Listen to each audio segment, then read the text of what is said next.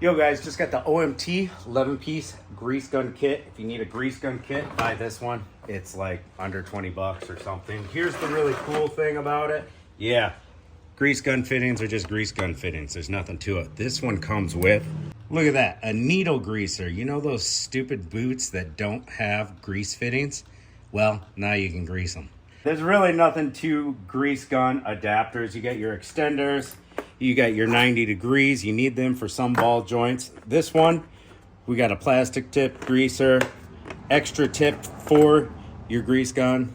This one is a must-have. It's for greasing those U-joints, the back of your electric cordless ratchets. That's a nice one to have. We got it in the longer size. It is attached to your grease gun if you need some grease gun fittings, and you just pop them on, grease it up. You can see these boots are in some need of some grease for sure. Now this is the one I really want to try out, is the needle greaser. Let's see how well it works. Hey, that's pretty good. All right, let's stab this boot, for example. That worked really well. It's pregnant with emotion. This is the ball joint with play, and you can see there's barely any boot left there.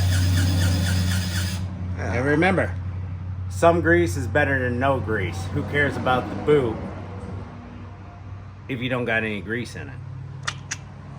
So grease gun fittings are just grease gun fittings. It doesn't matter about quality. So you might as well spend like under 20 bucks, get yourself a master kit instead of going quality. After you use the needle, you want to take something like a clear adhesive type thing. I use E6000. As you can see, these are the redesigned short boots, which are awesome. So they don't take much grease, and I way overfilled it for the video. That little stab mark, see, we're getting grease out of it because I filled it up so tight. Take and wipe it till grease doesn't come out. Then take your E6000 or whatever you like to use and go right over it.